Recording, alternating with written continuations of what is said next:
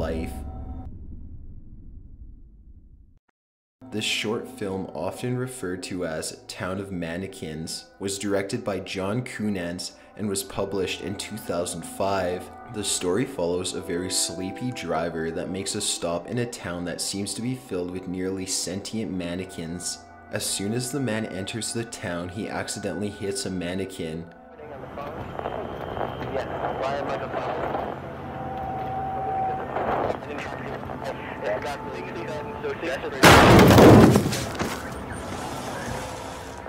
Which seems like no big deal until a police car is heard in the distance and he is followed through the rest of the film.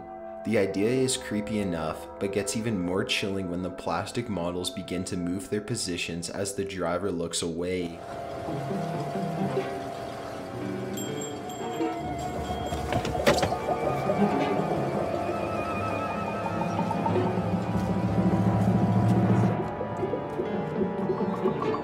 When he enters a home while on the run from the police, the family of the dolls inhabiting the house nearly attack him. This is a pretty great watch for anyone who is truly creeped out by dolls or mannequins, and the ending is great for anyone who loves a twist. It was filmed in Pakenham, Ontario, and since its release it has left viewers wanting more just like it, or at least more from its creators.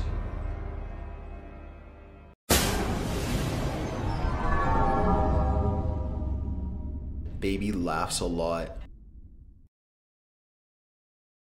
This video is a lot more lighthearted than the previous ones, but it's still pretty creepy. Baby Laughs a Lot was a pretty innocent seeming toy for children. The doll officially hit the market in 1971, and of course came with plenty of commercial time to get the kids interested. The commercial published by Remco is actually a prime example of how creepy this toy actually is. The doll's laugh is very high-pitched and nearly psychotic. In the first few flashes of the commercial, the actresses can be seen looking to the camera in horror. Listen to Remco's Baby Laugh a Lot.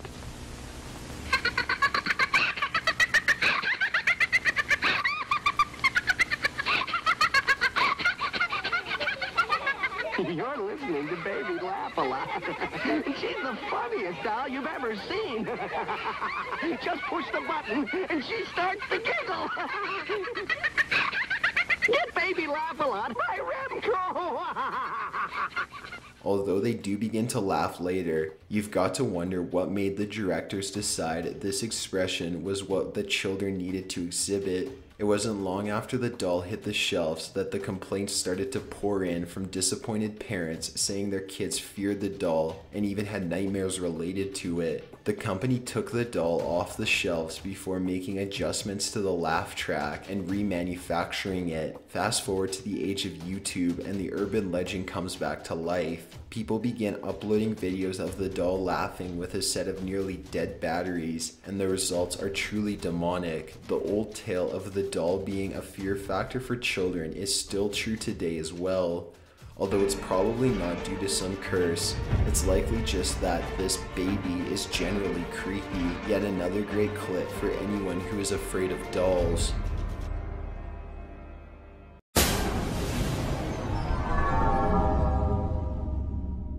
Bitter root footage.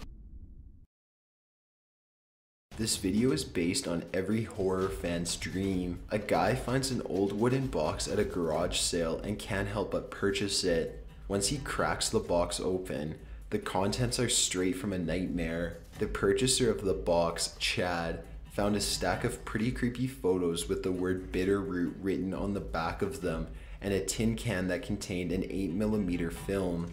In no time, Chad created a website and a video to display the things found in the box. The photos seem to be of a man wearing a hood or sheet. The figure in the photos seem almost ghoulish, and there are even more disturbing images of what appears to be a body wrapped in a sheet and chains. With a pretty valuable response, Chad managed to purchase a projector and record the findings on the film. The film featured the same figure from the photos walking through a property, sitting at a table, poking at the alleged body on the ground, and walking back out again. The entire thing is pretty lengthy, being nearly 5 minutes long with no sound. There are also numerous other things that are very easy to make out, such as a body that appears to be lying on a table with a sheet laid over it, although that's subjective. Towards the end of the film, the camera person is walking in the woods and comes upon a sheet. They poke at the sheet a few times with a stick before unveiling a head. Many people have said that there's no truth behind this story involving Chad, and that this was actually just a student project that got left behind. On the website bitterrootfootage.com, there's an update that claims the person who sold the box has been contacted, but the website as well as the YouTube channel has been left unattended for about 3 years now. One thing is for sure, that even if this is a student film, it's grainy, confusing, creepy, and gory enough for horror fans to appreciate and maybe even be disturbed by.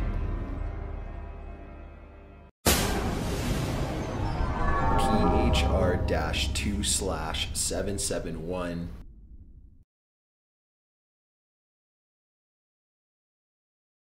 This video is presented as a type of virtual tour. The video takes you through the different and creepy rooms of a house, with short slides of text that explains the rooms one by one.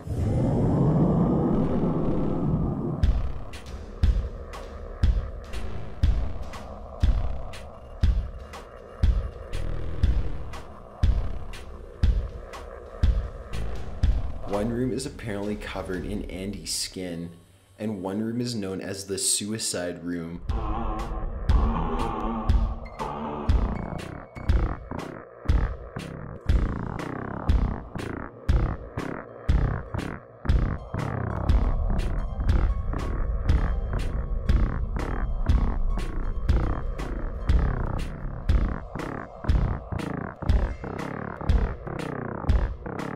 There are several images of dripping blood, locked doors, innocent appearing knickknacks, and other somehow disturbing things. A pretty interesting yet unsettling track plays over this whole ordeal. The information actually becomes quite confusing at some point as you watch this educational video. You're left with more questions than answers. This video is really subjective. Most people in the comments make remarks about the song and the video being well put together and entertaining. Meanwhile, the other half of the commenters are just freaked out and worried. There's actually not much information out there for this video. Many people have shared it and posted it to their own blogs and websites, and several channels have done research into it, but there's not much to be known. The channel that originally posted this video back in May of 2014, A Species Omniham, included a description in the video that leads to a blogspot account where other strange things can be found. The page mostly consists of weird distorted messages, one of which reads, "Attempted to cover the ground with a layer of lead before any sort of construction was to take place. However, small animals and children remained vulnerable." The YouTube account has several other videos somewhat similar in nature, with the same genre of music, strange descriptions, and no explanation.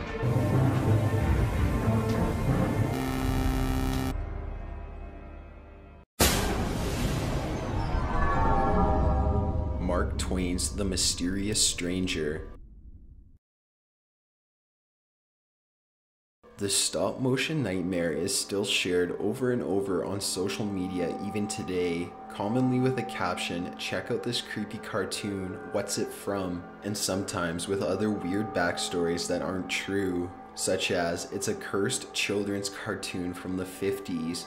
Well, the truth is that this cartoon was created based on the final unfinished novel by Mark Twain that commented on humans' belief in religion and the idea that the human race was damned. This claymation was made for the film Adventures of Mark Twain and features a satanic figure, which is a headless, royally dressed person holding a white mask in front of them as a face. Hello. Who are you? An angel. What's your name? Satan. The character has a very ghostly voice that tells 3 children to build their own clay people.